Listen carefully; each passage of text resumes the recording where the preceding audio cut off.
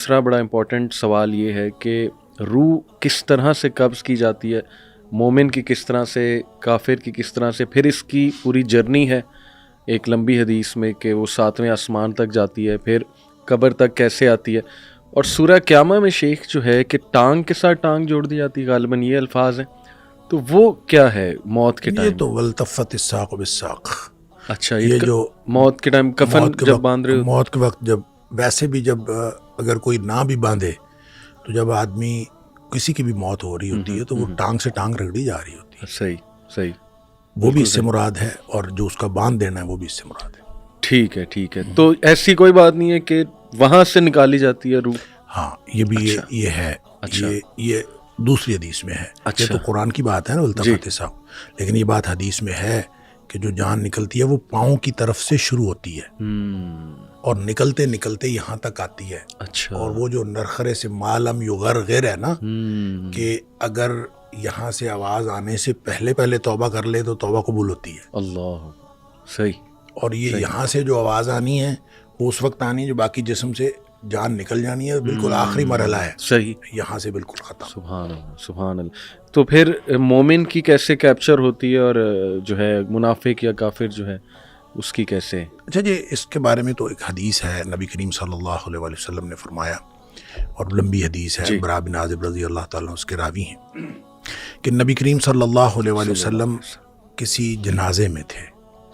اور قبر کی تیاری میں بھی دیر تھی، تو جیسے سب انتظار میں بیٹھ جاتے ہیں، تو نبی پاک صلی اللہ علیہ وسلم نیچے بیٹھ گئے، آپ کے ہاتھ میں ایک چھڑی تھی، صحیح، اور آپ زمین میں جیسے آدمی کچھ سوچ رہا ہوتا ہے تو ساتھ ساتھ ایسے ہی۔ تو پھر آپ نے اس موقع پر ایک بات ارشاد فرمائی، اچھا، پھر آپ نے دونوں کیفیتوں کو الگ الگ بتایا۔ آپ نے فرمایا جب مومن کی روح نکلتی ہے تو فرشتے آتے ہیں، ملک الموت جنت سے کفن لے کے آتے ہیں، صحیح، اور وہ جیسے میں نے پہلے بھی عرض کیا کہ وہ آ کے فرشتے سارے اپنی اپنی ڈیوٹیاں لگ جاتی ہیں، اور پھر وہ اس کے کان میں آ کے کہتا ہے ایتھا النفس الطیبہ، اے پاکیزہ روح، صحیح، نکلو، صحیح، اخرجی الی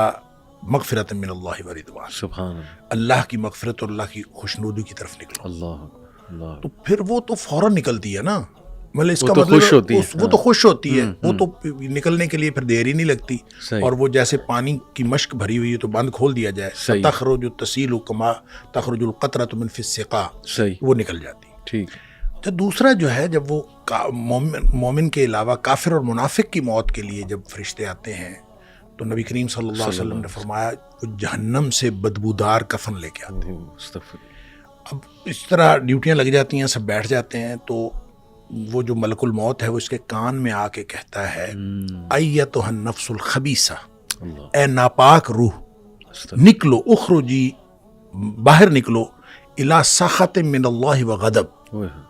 اللہ کی ناراضگی اور اللہ کے غضب کی طرف نکلو، اللہ کی ناراضگی اور اللہ کا غضب تیرا انتظار کر رہا ہے۔ آپ اندازہ کریں جس کو یہ کہا جائے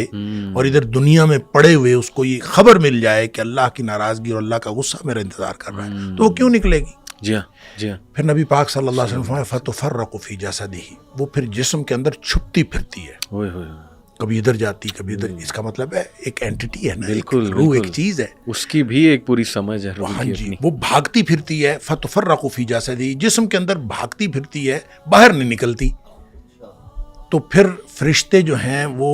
فینزعہ، وہ پھر اس کو کھینچ کر نکالتے ہیں، اللہ اکبر۔ اور پھر اس کی جو نبی پاک صلی اللہ علیہ وسلم نے مثال بیان فرمائی، کما ینزع الصفود من الصوف المبلول، جس طرح سے گیلی اون ہو اور اس کے اندر گرم سلائی لوہے کی رکھ دی جائے اور پھر اس کو کھینچا جائے ایک طرف، ظاہر روئی وہ اون جو چمٹ جائے گی، تو اس کو ایک طرف سے کھینچیں گے تو وہ تو تار تار ہو جائے گی۔ فرمایا اس طرح فرشتے جو ہے اس کی جان نکالتے ہیں۔ قرآن کہتا ہے وَالنَّازِعَاتِ غَرْقًا، ڈوب کر کھینچ لینے والے فرشتوں کی قسم، سبحان اللہ، وَالنَّاشِطَاتِ نَشْطًا، اور بند کھول دینے والے فرشتوں کی قسم، یعنی بالکل ایسے جیسے بند کھل جاتا ہے، یہ مومن کی موت ہے، اور پھر اس کو اندر سے کھینچ کر نکالتے ہیں، یہ کافر اور منافق کی موت ہے۔ پھر آگے بھی تفصیل نبی کریم صلی اللہ علیہ وسلم فرمائی، وہ جو آپ بتا رہے تھے 7ویں آسمان تک جاتی ہے، تو یہ 7ویں آسمان تک جاتی ہے، وہ تو جو علیین میں جا کے اللہ تعالیٰ کی طرف سے ہو کے اور پھر اس کو علیین میں مقام مل جاتا ہے، اچھا، اور اس کو لکھ دیا جاتا ہے، علیین یا مقام ہے یا رجسٹر ہے، اس کے اندر وہ شامل ہو جاتی ہے، ٹھیک ہے، پھر وہ واپس آتی ہے۔ اسی طرح جب منافق کی اور کافر کی روح جاتی ہے تو اس کو بھی فرشتے پکڑ کے لے جاتے آسمان کی طرف ہی ہیں، جی، لیکن آسمان کے دروازے ہی نہیں کھولے جاتے۔ اوہ، اچھا، اس حدیث میں یہ بھی تفصیل ہے کہ ظاہر ہے جب مومن کی موت جنت کے خوشبودار کفن میں ڈالی جاتی ہے تو ہر طرف خوشبو پھیل جاتی ہے، صحیح، اور وہ فرشتہ جب لے کے جا رہا ہوتا ہے اس کی روح کو، سب پوچھتے ہیں کس کی روح ہے، اللہ، کیونکہ خوشبو پھیلی ہوئی ہوتی ہے، صحیح، اور ہر شخص اس کے لیے جو ہے نا وہ دعائیں کر رہا ہوتا ہے، اور ہر شخص خوشی اور مبارکباد کی صدائیں آ رہی ہوتی ہیں۔ اچھا، دوسری طرف جب وہ کافر کی منافق کی موت وہ جب آتی ہے تو اس کی بدبودار کفن ہوتا ہے اور بدبو پھیل جاتی ہے سارے چار چفیرے ہر عالم۔ صحیح، جب وہ ہر طرف بدبو پھیلتی ہے تو ہر کوئی جو ہے نا اس کے اوپر لعنت کر رہا ہوتا ہے، پھر وہ لے کے آسمانوں کو چڑھتا ہے، آسمان کے دروازے ہی نہیں کھولے جاتے۔ قرآن میں بھی آتا ہے کہ اس کے لیے آسمان کے دروازے ہی نہیں کھولے جاتے۔ اچھا، اس پر پھر حدیث میں آتا ہے کہ وہ فرشتے پھر اس کو وہاں سے چھوڑ دیتے ہیں، اچھا، وہ پھر گرتی ہے نیچے، اوئے ہوئے، یعنی جو جہنم ہے وہ پستی کا استعارہ ہے، صحیح، اور جنت جو ہے وہ اونچائی، اونچائی کا اور بلندی کا۔ علیین جو ہے وہ بھی بلندی کی بات ہے، سجین کوئی بہت پستی کی بات ہے۔ جب فرشتے اس کو لے کے جاتے ہیں اور آسمان کے دروازے نہیں کھلتے تو وہ چھوڑ دیا جاتا ہے اس کو، صحیح، اور وہ پھر گرتی ہے نیچے گہرائیوں میں، کہاں جاتی ہے اللہ کو معلوم ہے، اور لیکن اس کو قرآن نے بھی کہا سجین، صحیح، اور نبی کریم صلی اللہ علیہ وسلم فرمایا وہ سجین میں چلی جاتی ہے، یعنی سجین میں اس کا اندراج ہو جاتا ہے کہ یہ سجین میں۔ ٹھیک ہے، اس کے بعد اس کو کچھ دیر کے لیے واپس لایا جاتا ہے، صحیح، اور پھر وہ قبر کے اندر تدفین جب ہوتی ہے تو پھر اس کے بعد وہ جو سوالات ہیں جو قبر والے ہیں، پھر اس کے بعد قبر کے اندر مومن کی جو کے لیے تو ہر طرف کھل جاتی ہے، جی، قبر تا حد نگاہ کھول دی جاتی ہے، اور صحیح، جیسے نبی کریم صلی اللہ علیہ وسلم صلی اللہ فرمایا علیہ وسلم، کہ قبر جو ہے یا تو یہ جنت کے باغیچوں میں سے ایک باغیچہ ہے، اور حفرۃ من حفر النار، یا پھر جہنم کے گڑھوں میں سے ایک گڑھا ہے، اوہ، تو وہ پھر